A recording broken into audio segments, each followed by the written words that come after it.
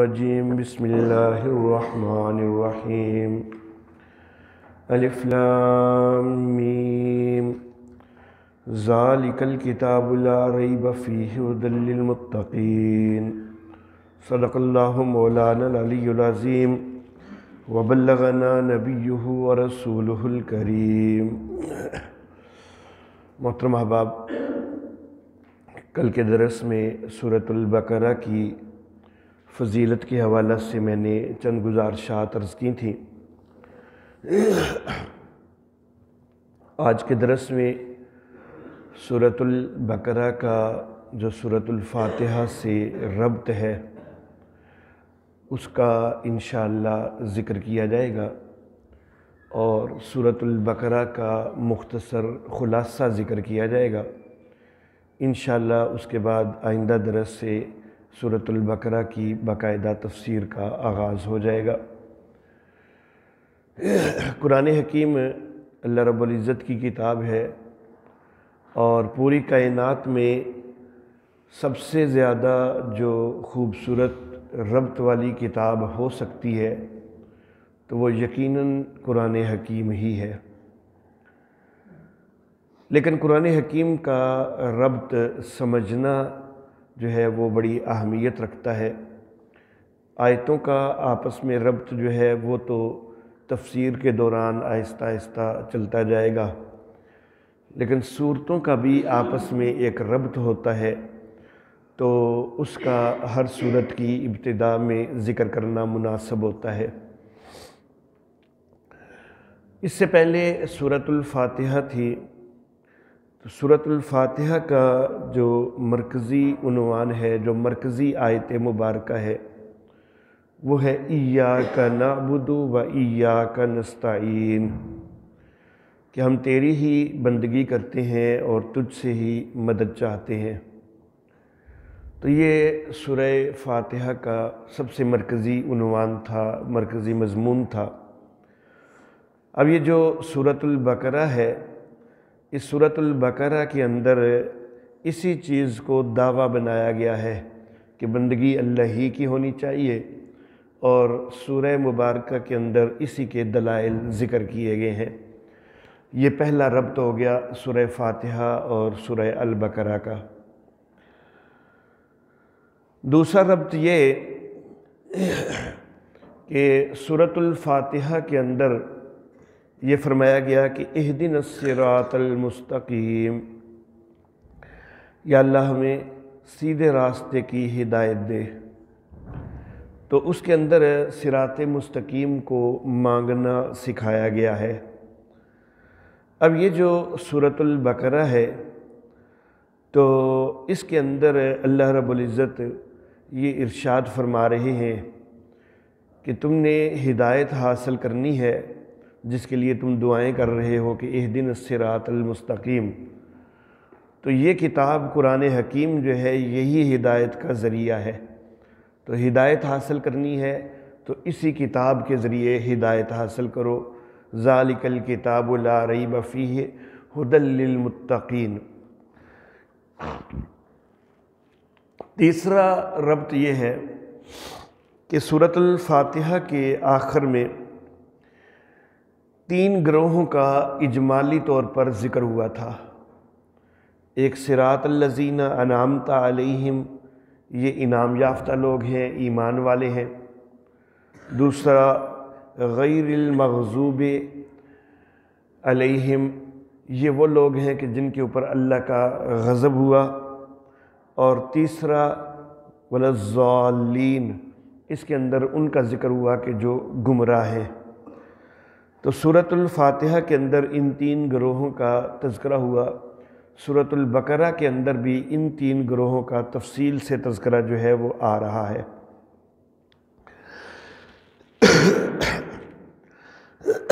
سورۃ البقرہ جو ہے، اب اس کے خلاصہ کی طرف ہم آتے ہیں۔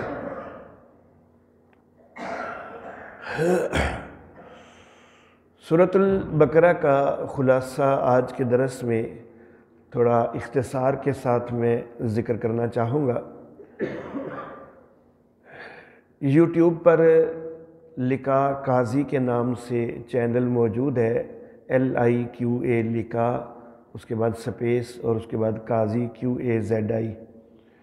تو لکا قاضی کے نام سے جو چینل موجود ہے تو وہاں پر سورۃ البقرہ کا تفصیلی خلاصہ جو ہے وہ میں ذکر کر چکا ہوا ہوں۔ جو احباب ذوق رکھتے ہوں تو وہ تفصیلی خلاصہ جو ہے وہ اس میں ایک ایک آیت مبارکہ کے حوالہ سے وضاحت موجود ہے، تو وہ انشاءاللہ وہاں سے اس کو سن سکیں گے۔ فی الوقت یہاں پر میں ایک اجمالی خلاصہ جو ہے وہ ذکر کرنا چاہوں گا کہ سورت کی ابتدا حروف مقطعات سے ہے، اور اس کے بعد نبی اکرم قرآن حکیم کے ہدایت ہونے کا تذکرہ کر کے اس کی طرف ترغیب دی گئی ہے، یہ آیت نمبر 2 میں ہے۔ اس کے بعد 3 جماعتوں کا تذکرہ کیا گیا ہے، اہل ایمان کا تذکرہ آیت نمبر 3 سے 5 تک، کفار کا تذکرہ آیت نمبر 6 سے 7 تک، اور منافقین کا تذکرہ آیت نمبر 8 سے 20 تک کیا گیا ہے۔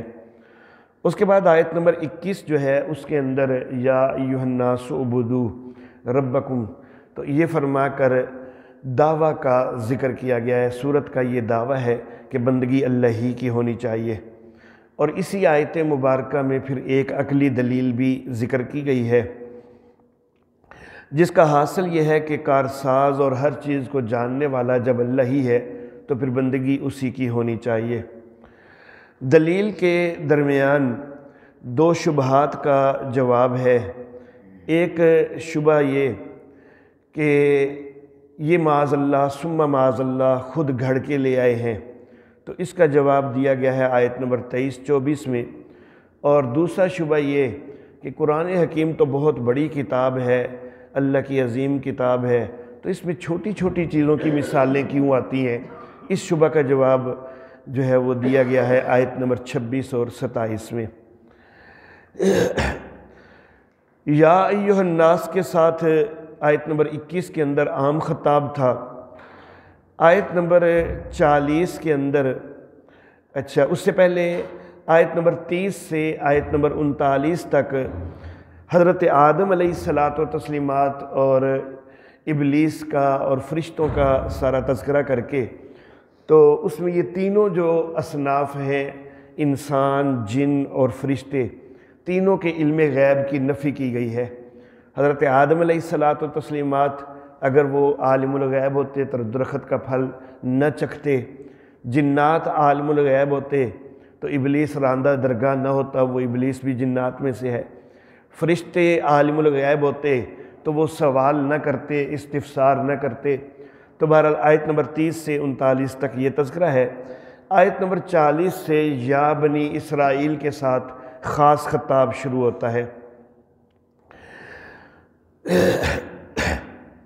یہ خاص خطاب بنی اسرائیل کو کیا گیا کیونکہ بنی اسرائیل جو ہیں یہ اس علاقہ کے اندر اہل علم شمار ہوتے تھے عرب کے علاقہ میں، اور یہ توقع تھی کہ اگر بنی اسرائیل جو ہیں اور خاص طور پر مدینہ کے اندر وہ موجود تھے یہودی، تو اگر وہ ایمان کی طرف آ جائیں تو ان کو دیکھ کر کئی اور لوگ بھی ایمان کی طرف آئیں گے، تو اس لیے ان کو خاص طور پر خطاب کیا گیا۔ بنی اسرائیل کے یہاں پر 5 انواع کا تذکرہ ہے۔ پہلا نوع جو ہے وہ یہ ہے کہ بنی اسرائیل کے اوپر 8 انعامات کا تذکرہ کیا گیا ہے۔ یہ آیت نمبر 49 سے آیت نمبر 62 تک ہے۔ اس سے پہلے آیت نمبر 40 سے آیت نمبر 48 تک بنی اسرائیل کو ایمان لانے کی ترغیب بھی دی گئی ہے۔ 8 انعامات یہ پہلا نوع ہے۔ پہلا انعام کہ فرعونیوں سے نجات ہوئی، دوسرا انعام کہ ان کے دشمن فرعونی ان کے آنکھوں کے سامنے غرق ہوئے، تیسرا انعام کہ بچھڑے کی بھی انہوں نے پوجا کی پھر بھی ان کو معافی مل گئی، چوتھا انعام ان کو تورات دی گئی، پانچواں انعام کہ بچھڑے کی پوجا کے اوپر ان کو ایک سخت حکم دیا گیا تھا کہ ایک دوسرے کو قتل کرو، لیکن پھر بعد میں ان کی توبہ کو قبول کر لیا گیا۔ چھٹا انعام کہ انہوں نے اللہ رب العزت کو دیکھنے تک کا گستاخانہ مطالبہ کر دیا، جس کے اوپر ان کے اوپر موت آئی، لیکن پھر اللہ رب العزت نے ان کو دوبارہ زندگی دے دی۔ 7واں انعام کہ ان کے اوپر بادلوں کا سایہ بھی ہوا، ان کو من سلوہ بھی عطا کیا گیا، اور 8واں انعام ان کو 12 چشمے عطا کیے گئے۔ تو یہ پہلی نوع ہے کہ جس کے اندر 8 انعامات کا تذکرہ ہوا ہے، اور آیت نمبر 62 کے اندر اس نوع کا تتمہ ذکر ہوا ہے۔ اس کے بعد دوسری نوع شروع ہوتی ہے۔ اس دوسری نوع کے اندر یہود کی جو قدیم یہود تھے ان کی 4 حکم عدولیوں کا تذکرہ کیا گیا ہے، کہ پہلی حکم عدولی یہ کہ تورات کو منوانے کے لیے ان کے اوپر کوہ طور کو اٹھانا پڑا تھا، اور انہوں نے پھر اس کو مانا، لیکن اس کے بعد بھی اس سے منحرف ہو گئے۔ دوسری حکم عدولی سبت کے معاملہ میں ہے کہ ہفتے کے دن کی ان کو تعظیم کہی گئی تھی، لیکن اس کے اوپر یہ پورا نہیں اترے۔ تیسری حکم عدولی کہ ان کو گائے ذبح کرنے کا حکم دیا گیا، تو اس کے اندر بھی یہ کافی ٹال مٹول کر کے اپنے لیے حکم کو سخت بناتے گئے۔ چوتھی حکم عدولی کہ انہوں نے ایک بندہ قتل کر دیا تھا، اور پھر قاتل کا جو ہے وہ بتلا نہیں رہے تھے۔ تو یہ ساری جو حکم عدولیاں ہیں آیت نمبر 63 سے آیت نمبر 82 تک جو ہے وہ ان کا تفصیل سے تذکرہ ہوتا ہے،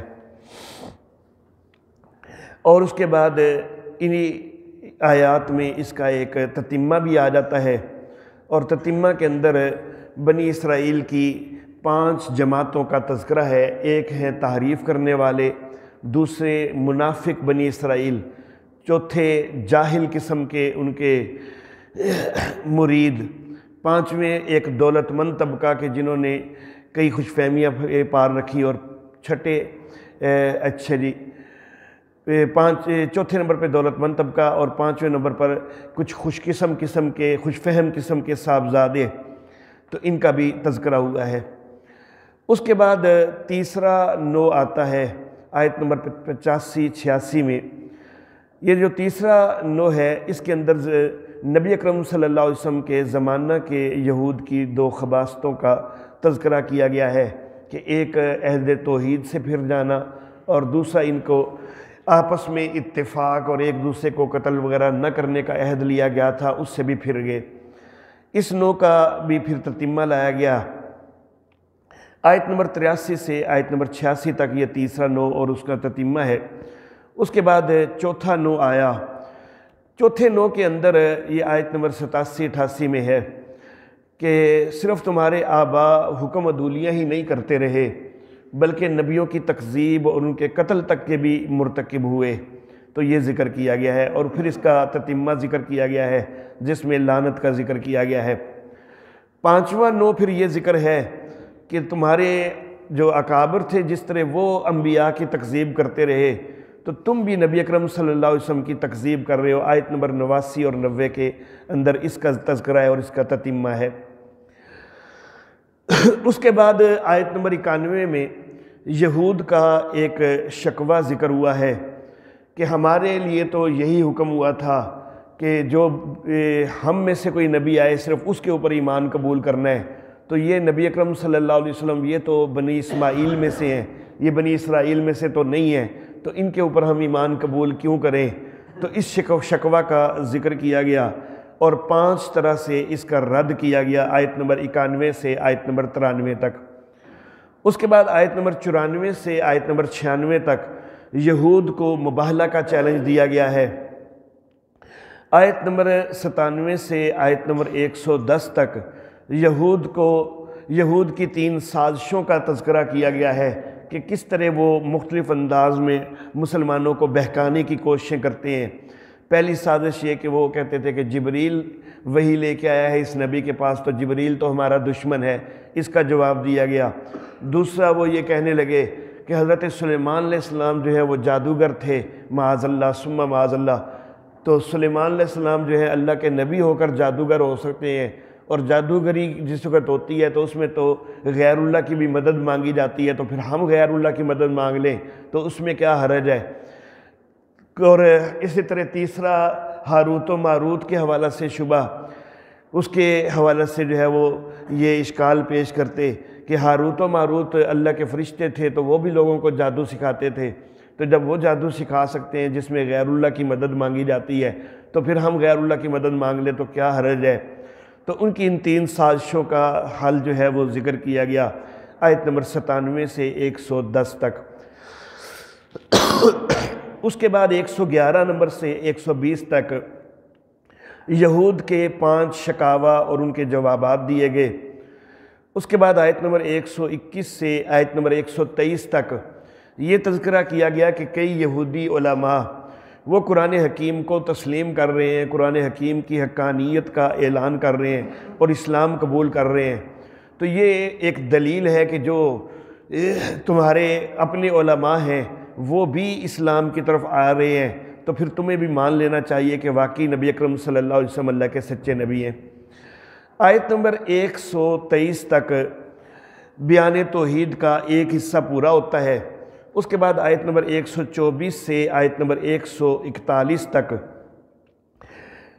نبی اکرم صلی اللہ علیہ وسلم کی رسالت کا اس بات کیا جا رہا ہے کہ دیکھو حضرت ابراہیم علیہ الصلاۃ والتسلیمات وہ امام الناس پیغمبر تھے، اور انہوں نے امت مسلمہ کے لیے دعا کی اور اس کے اندر ایک نبی آنے کی دعا کی، تو وہ نبی بھی آ گیا، امت مسلمہ بھی بن گئی، تو اب اس سے اعراض نہیں کرنا چاہیے۔ اس کے بعد 2 شبہات کا جواب ہے۔ ایک شبہ تحویل قبلہ سے متعلق تھا کہ اس نبی کا قبلہ کبھی کوئی تو کبھی کوئی ہوتا ہے، اور دوسرا شبہ جو ہے صفا اور مروہ کے حوالہ سے کہ صفا اور مروہ کے اندر تو مشرک لوگ جو ہے وہ اپنے بتوں کی پوجا کرنے کے لیے چکر لگاتے تھے، تو یہ مسلمان بھی چکر لگانے لگے ہیں۔ ان 2 شبہات کے جواب دیے گئے ہیں۔ پہلے شبہ کا جواب جو ہے وہ آیت نمبر 142 سے 157 تک دیا گیا ہے، دوسرے شبہ کا جواب 158 میں دیا گیا ہے۔ اس کے بعد پھر 159 سے 162 تک مسئلہ توحید کی طرف دوبارہ رجوع ہے، اور 163 سے 176 تک پھر دوسری آیت توحید ہے جس سے شرک فعلی کی نفی جو ہے وہ خاص طور پر کی گئی ہے کہ تحریمات غیر اللہ اور نظر لغیر اللہ سے منع کیا گیا ہے۔ یہاں تک سورہ مبارکہ کا ایک حصہ پورا ہوتا ہے جس کے مرکزی مضامین توحید اور رسالت ہیں۔ دوسرا حصہ پھر آگے شروع ہوتا ہے، بلکہ درمیان میں ایک آیت نمبر 177 جو ہے وہ پہلے حصے کا تتمہ بھی ہے اور دوسرے حصے کا مبدأ بھی ہے، کیونکہ اس میں پہلے حصے کے مضامین بھی آئے ہیں اور دوسرے حصے کے مضامین بھی آئے ہیں کہ لیس البر ان تولوا وجوہکم، یہ والی آیت۔ آیت نمبر 178 سے دوسرا حصہ شروع ہوتا ہے۔ دوسرے حصے کے اندر بڑے متفرق انداز میں 7 چیزیں ذکر کی گئی ہیں۔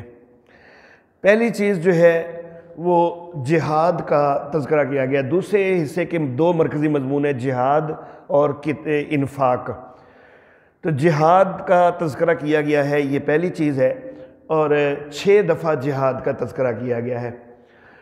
دوسری چیز ہے قتال کا انفاق کا تذکرہ کیا گیا ہے، کیونکہ جب جہاد کیا جائے تو اس کے لیے خرچ کی بھی ضرورت ہوتی ہے، تو انفاق فی سبیل اللہ کا بھی 6 دفعہ تذکرہ کیا گیا ہے۔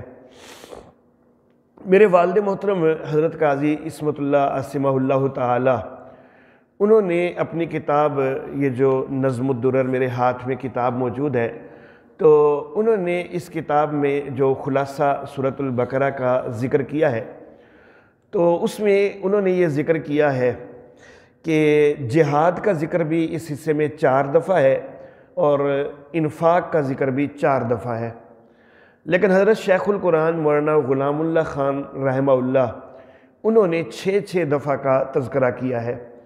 اور میں نے جو ہے جس حد تک مطالعہ کیا تو میں بھی یہی سمجھتا ہوں کہ اگر گہری نظر سے دیکھا جائے تو 6 دفعہ جو ہے وہ تذکرہ جہاد کا بھی ملتا ہے اور 6 دفعہ جو ہے وہ انفاق کا تذکرہ بھی ملتا ہے۔ تو 7 چیزیں ہیں۔ پہلی چیز یہ کہ جہاد کا تذکرہ ہے 6 دفعہ، دوسری چیز یہ کہ انفاق کا تذکرہ ہے وہ بھی 6 دفعہ ہے، تیسری چیز یہ کہ 9 امور انتظامیہ بیان کیے گئے ہیں، کیونکہ جہاد اور قتال وغیرہ وہ اسی وقت زیادہ مؤثر انداز میں ہو سکتے ہیں کہ جب خود اپنے مملکت کے انتظامات درست ہوں، تو تو 9 امور انتظامیہ ذکر کیے گئے ہیں۔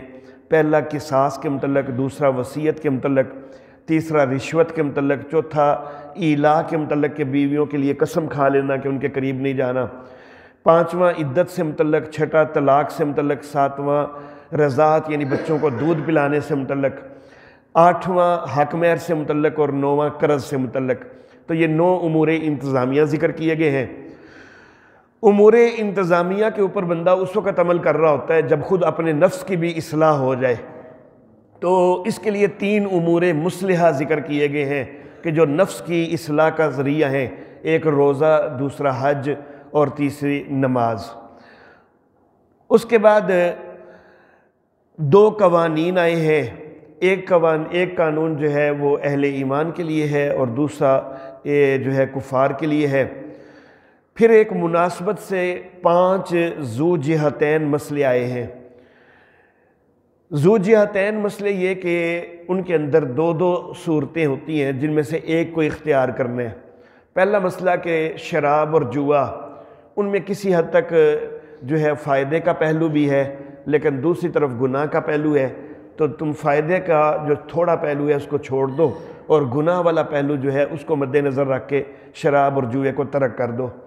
دوسرا انفاق فی سبیل اللہ، تو اس کے اندر بھی ایک تو یہ ہے کہ بظاہر مال کے اندر کمی ہوتی ہے لیکن دوسری طرف اللہ کی طرف سے برکتیں بڑی بڑی آتی ہیں۔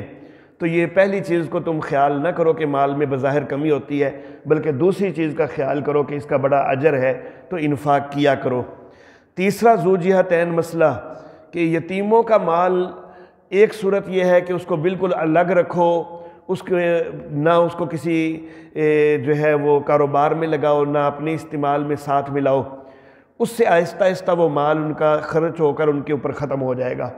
دوسری صورت یہ ہے کہ ان کا مال اپنے مال کے ساتھ ملا لو اور کاروبار میں لگا لو تو ان کا مال بھی ساتھ بڑھے گا۔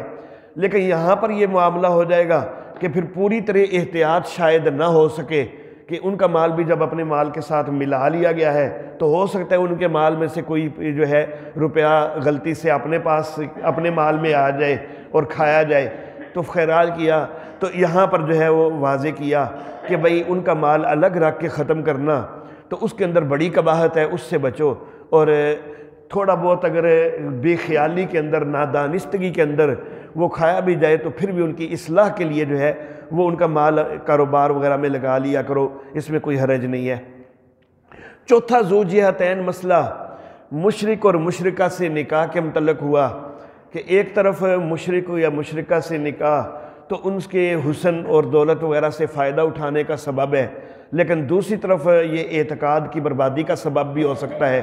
تو اعتقاد کی بربادی کا سبب جو ہے اس کو مد نظر رکھو اور ان سے نکاح نہ کرو۔ ہاں البتہ قرآن حکیم میں اہل کتاب جو ہیں بے شک وہ شرک میں مبتلا بھی ہیں، تو ان سے نکاح کا ذکر خود قرآن حکیم میں اس کی اجازت موجود ہے۔ پانچواں ذو جہتین مسئلہ حیض کے دوران مباشرت کرنا، تو ایک طرف اس میں لذت بھی ہے لیکن دوسری طرف اس میں کئی بیماریوں کا خدشہ بھی ہے، تو پھر لذت کا خیال نہ کرو، بیماریوں کا خدشہ وہ بڑی چیز ہے تو اس سے اجتناب کرو۔ تو یہ 5 ذو جہتین مسئلے آئے ہیں، یہ 5ویں چیز ہے۔ چھٹی چیز ہے یہ، اور 7ویں چیز جو ہے کہ اس حصہ میں 2 آیات توحید جو ہیں وہ پھر آئی ہیں۔ تو یہ 7 چیزیں جو ہیں وہ دوسرے حصے کا خلاصہ ہیں۔ تو آج کے درس میں سورہ البقرہ کا خلاصہ جو ہے وہ میں نے مختصر سا ذکر کر دیا۔ تفصیلی خلاصہ کے لیے جو ہے وہ یوٹیوب پر جو ہے وہ میری ویڈیو موجود ہے، اس کی طرف رابطہ کیا جا سکتا ہے۔ وآخر دعوانا ان الحمد للہ رب العالمین۔